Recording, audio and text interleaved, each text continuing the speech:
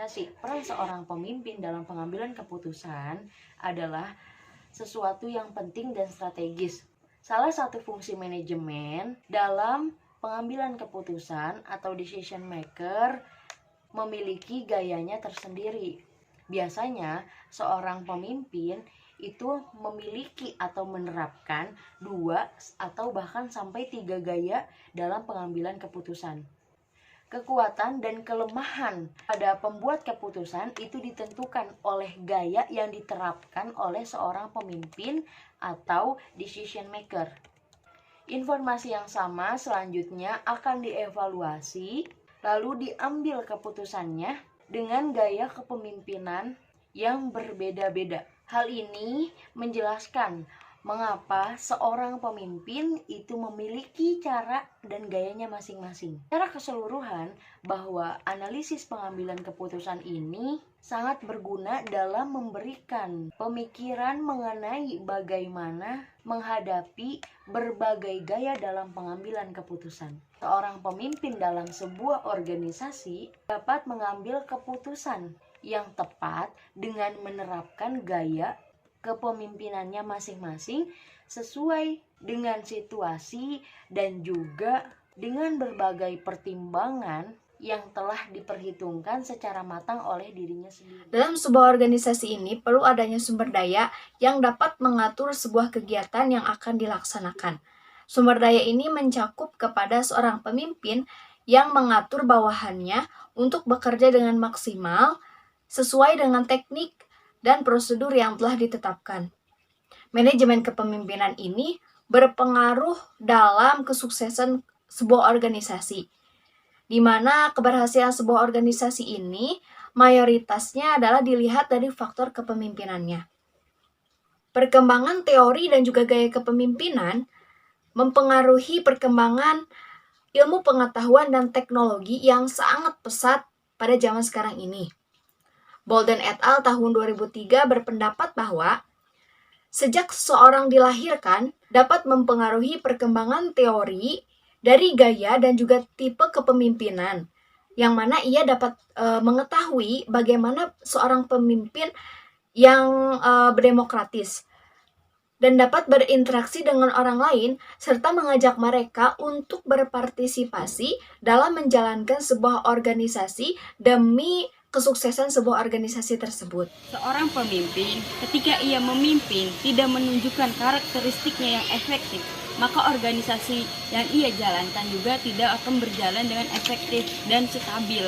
Maka dari itu, seorang pemimpin membutuhkan karakteristik tersebut agar ia bisa menunjukkan, membawa organisasinya ke lebih efektif dan sesuai mengambil keputusannya juga sesuai dengan tujuan yang ia capai gitu.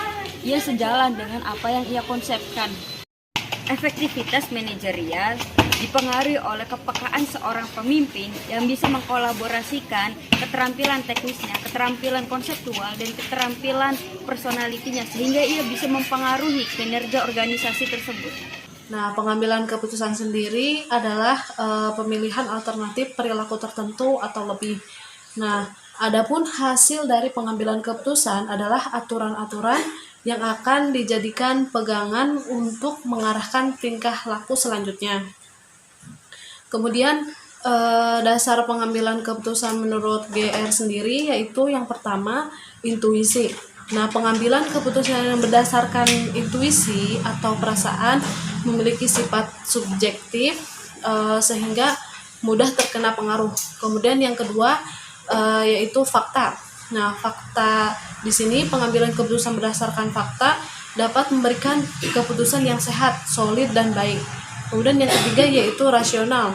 Pengambilan keputusan berdasarkan rasional yaitu keputusan yang dihasilkan bersifat objektif, lebih transparan dan konsisten. Pengambilan keputusan pada awalnya ada sebuah proses yang memecahkan sebuah permasalahan yang menghambat atau menghalangi berjalannya tujuan sebuah tercapainya tujuan gitu, tujuan baik dari organisasi ataupun kelompok, baik juga di perusahaan gitu.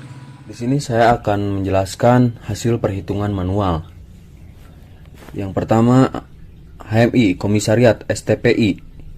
mendapatkan hasil yaitu 0,41%. Yang kedua, HMI Komisariat Jakarta mendapatkan hasil 0,31%. Yang ketiga, HMI Komisariat Uniat mendapatkan hasil 0,27%. Berdasarkan perhitungan akhir mendapatkan hasil yaitu HMI Komisariat STPI adalah komisariat yang paling progresif periode 2016-2017 dengan bobot nilai 0,41 atau 41%. Pilihan kedua adalah HMI Komisariat Jakarta dengan bobot nilai 0,31 atau 31%. Dan yang terakhir yaitu HMI Komisariat Uniat dengan bobot nilai sebesar 0,27 atau 27%. Berdasarkan keterangan tersebut, maka Ketua HMI Cabang Jakarta memberikan apresiasi kepada HMI Komisariat STPI karena kinerjanya selama kepengurusan mengalami perkembangan yang cukup baik. Setelah semua pembobotan alternatif dilakukan, selanjutnya perolehan hasil sintesis sekarang dapat dilakukan. Kan kriteria dan alternatif yang sudah dibuat, selanjutnya masalah digambarkan dalam bentuk hierarki untuk mempermudah penentuan prioritas. Dalam penyusunannya, pertama kali yang harus dilakukan adalah penyusunan prioritas menjadi tujuan. Lalu selanjutnya perumusan kriteria untuk memilih prioritas, dan yang terakhir adalah identifikasi pilihan alternatif. Penelitian ini menggunakan instrumen angket atau kuesioner yang disusun berdasarkan skala perbandingan berpasangan. Nah, kemudian teknik yang digunakan yaitu menggunakan closed question. Dan untuk susunan kalimat pertanyaan disusun sesuai variabel yang akan dijawab oleh responden. Dan data yang dibutuhkan adalah data primer dan data sekunder. Nah, dalam pengambilan keputusan atau pembuatan keputusan, penting mengetahui konsistensi yang ada berdasarkan pertimbangan dengan yang rendah. Dalam penelitian ini, kriteria yang digunakan diantaranya adalah latihan kader 1, kajian, kegiatan yang terrealisasi, jumlah anggota aktif, intra-kampus, dan pengkaderan. Berdasarkan kriteria dan alternatif yang sudah dibuat, selanjutnya masalah digambarkan dalam bentuk hierarki atau mempermudah penentuan prioritas. Dalam penyusunannya, pertama kali dilakukan adalah penyusunan prioritas menjadi tujuan atau sering disebut goal dari sebuah kegiatan. Perumusan kriteria untuk memilih prioritas dan identifikasi pilih alternatif. Berikut ini adalah hierarki atau pengambilan keputusan penentuan komisariat progresif di ruang lingkup HMI Cabang Jakarta periode 2016-2017. Di atas adalah gambaran masalah yang telah dikelompokkan berdasarkan kelompoknya yang disusun secara hierarki sehingga mempermudah dalam proses penentuan prioritas. Setelah kami melakukan kajian literatur mengenai studi kasus pengambilan keputusan untuk pemberian apresiasi Komisariat Himpunan Mahasiswa Islam Cabang Jakarta, kami mengambil kesimpulan bahwa kriteria pengkaderan merupakan bagian terpenting dan paling utama dalam penentuan perkembangan komisariat, di mana kriteria pengkaderan ini memiliki bobot nilai sebesar 25,7%. Artinya, bobot nilai ini dapat diandalkan. Kemudian, metode atau sistem pendukung yang telah digunakan dalam pengambilan keputusan ini menggunakan metode AHP ataupun analisis hierarki program. Metode ini dapat digabungkan dengan metode lain sebagai pembanding dalam pengambilan keputusan. Maka dari itu, diharuskannya melakukan kajian lebih lanjut terkait pengambilan keputusan tersebut sebagai monitoring tentang kualitas kesehatan yang ada di cabang ataupun di komisariat.